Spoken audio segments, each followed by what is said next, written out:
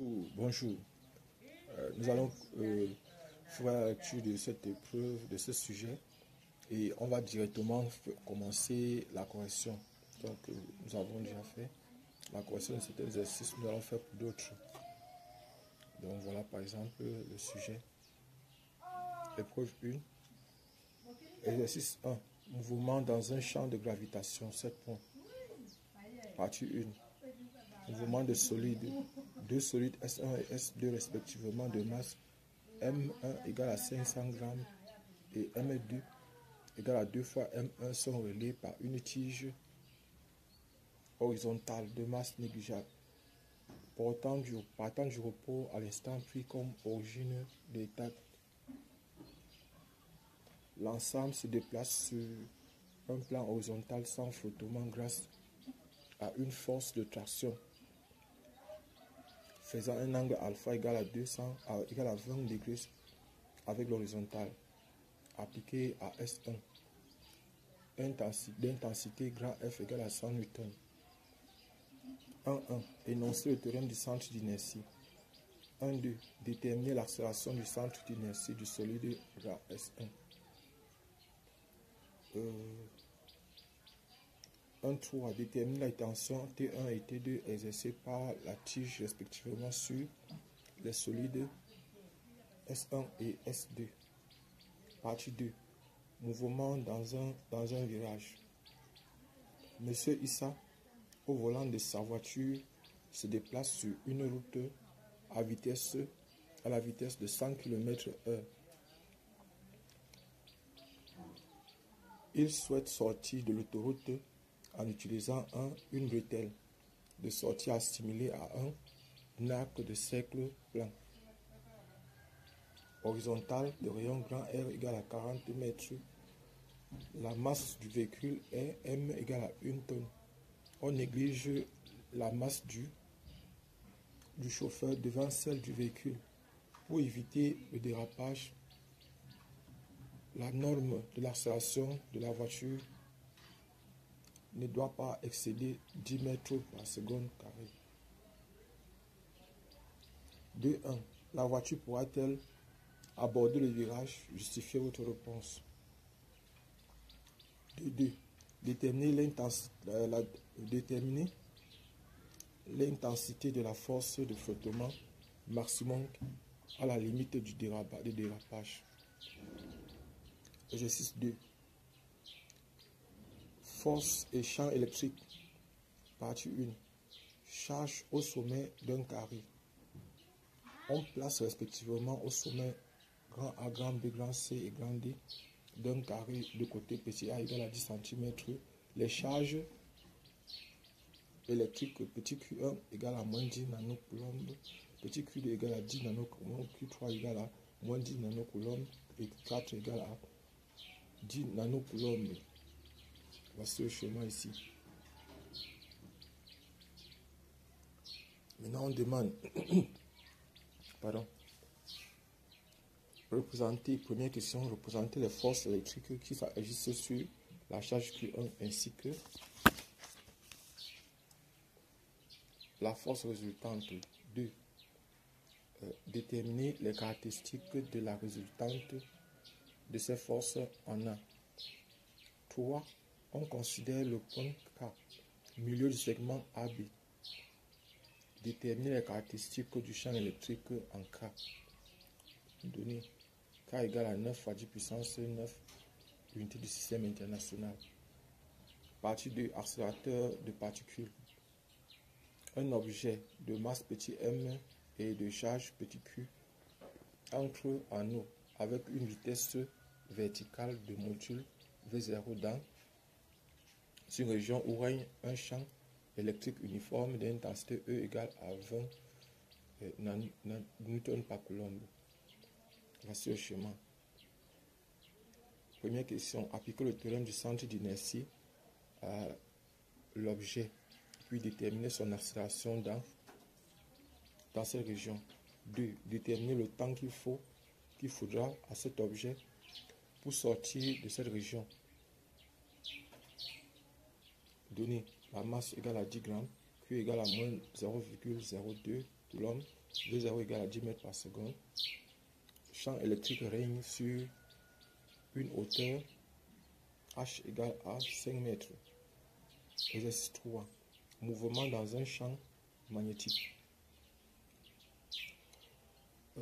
Dans cette partie, on suppose que les ions se déplacent dans le vide et que leur poids est négligeable devant les autres forces. Un faisceau de particules alpha dans l'hélium pénètre par une ouverture O d'une plaque avec une vitesse horizontale de module V dirigée vers la droite. C'est une région où règne un champ magnétique uniforme. Donc voici le schéma ici. Maintenant on dit, première question, indiquez le sens du champ magnétique dans cette région afin que les particules soient déviées vers le bas. Deuxième question, donnez les caractéristiques de la force que subit un ion dans cette région. Troisième question, bon, on a dit 2. Encore, établir l'expression du rayon de la trajectoire d'un ion dans cette région. Troisième question, déterminer à quelle distance de O l'ion pourra rencontrer la plaque. Quatrième question, déterminer la fréquence du mouvement de l'ion. Cinquième question, comment varie cette fréquence si on double la vitesse initiale? Donnée. Vitesse égale à 1,6 fois 10 puissance 5 mètres par seconde. B égale à 10 millitesla. E égale à 1,6 fois 10 puissance moins 19 coulombs. La masse de la particule alpha égale à 6,64 fois 10 puissance moins 27 kg. Donc voilà l'exercice. Nous allons directement commencer la correction. Nous allons corriger donc maintenant partie 2. Accélérateur de particules. Un objet de masse petit m et de charge petit q entre en haut avec une vitesse verticale de module V0 dans une région où règne un champ électrique uniforme d'intensité grand E égale à 20 newtons par coulomb. Voici le schéma qu'on a donné. 1. Appliquer le théorème du centre d'inertie à l'objet, puis déterminer son accélération dans cette région. 2. Déterminer le temps qu'il faut à cet objet pour sortir de cette région. Nous allons donc commencer directement. Donc, nous sommes solution. On est exercice 2.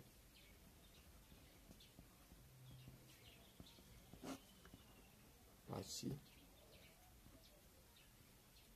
2. Exercice 2, partie 2.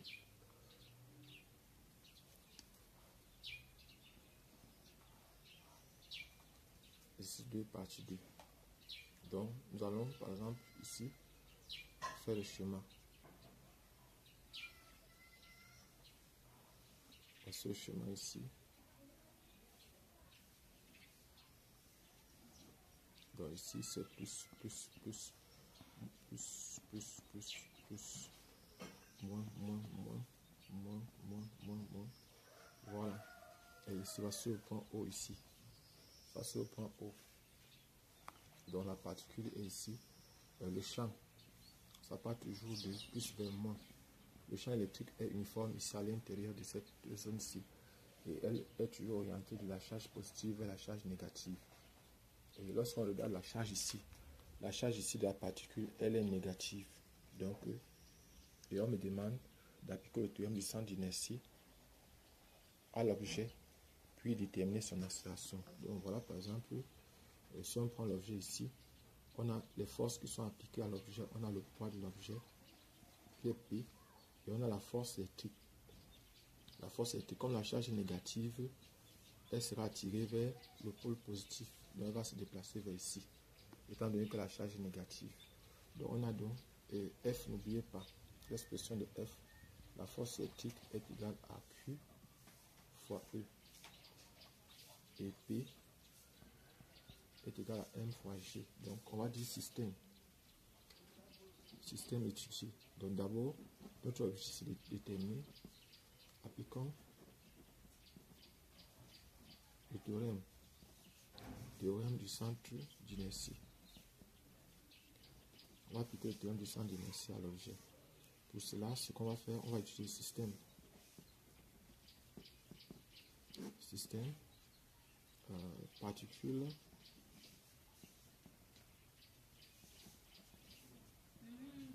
de masse M et de charge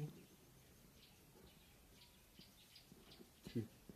Particules de masse M et de charge Q. Donc voilà par exemple, ça c'est notre système. Maintenant, référentiel. Terrestre. Supposé. Galiléen. Maintenant, bilan des forces agissant sur le système. Bilan des forces agissant sur le système. On a P égale à mg poids de la particule. On a F qui est égal à QE. Force électrique subie par la particule.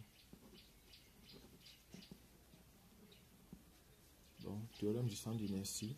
Théorème maintenant du centre d'inertie. On a P plus FE qui est égal à M multiplié par l'accélération du centre d'inertie. Donc, ça va donner encore mg plus QE égale à masse multipliée par l'accélération du centre d'inertie. Voilà. Et puis maintenant, on peut tirer l'accélération du centre d'inertie. AG égale donc à G plus QE sur M. Donc voilà.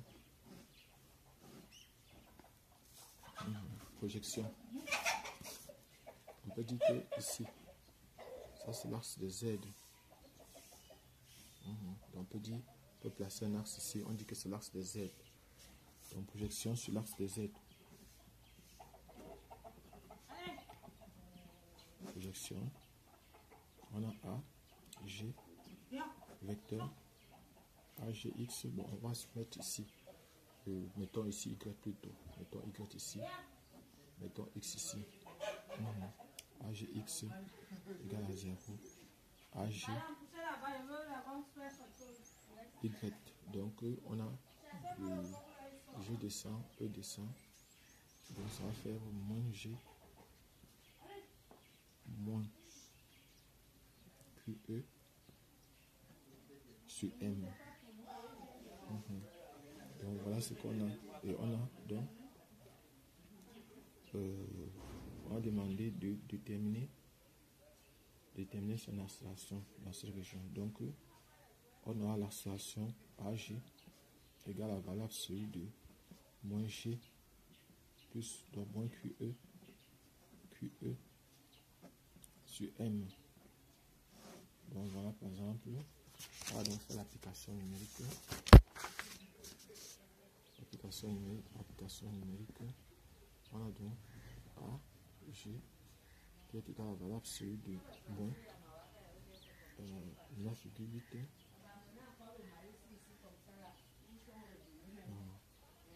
moins 10, on va dire 10 moins Q. Ça va faire plus 0,02 fois E. Le champ électrique c'est 20 divisé par ici c'est divisé par M. M c'est la masse 0,01. Ça va donc faire 30. Donc AG est égal donc à 30 mètres par seconde carré. Donc voilà la valeur d'accélération, 30 mètres par seconde carré. Et maintenant, déterminer le temps qu'il faudra pour que, à cet objet, pour sortir de ces régions. Déterminons le temps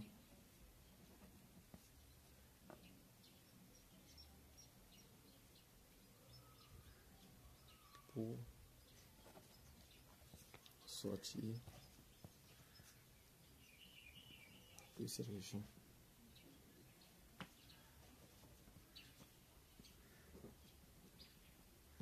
Donc on a l'accélération G qui est égal à X égal à 0, à Y2 qui est égal à moins G moins QE sur M.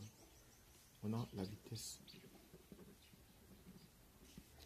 La vitesse V, G, Vx qui a pour composant 0, Vy2 qui est égal à moins G moins QE sur M T plus V0.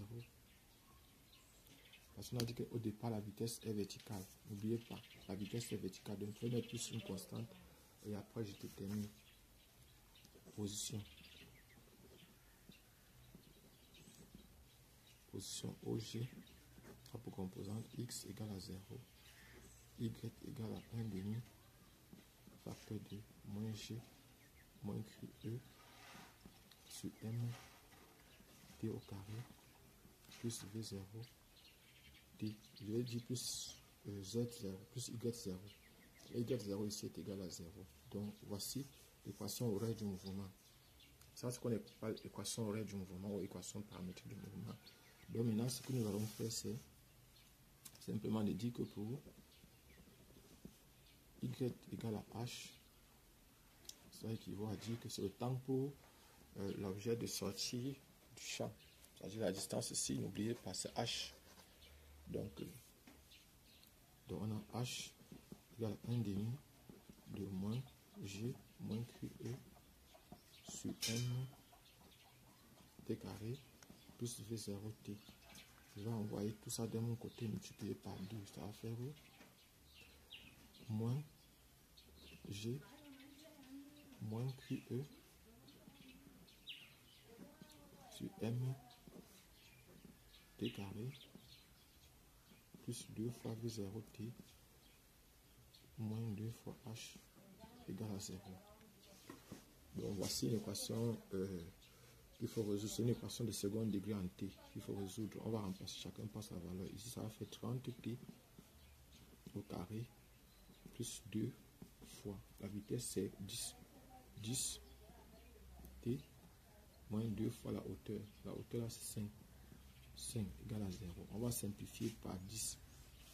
Mettre 10 en facteur. Ça fait 3T au carré plus 2T moins 1 égale à 0. Delta est égal à 4 moins 3 moins 4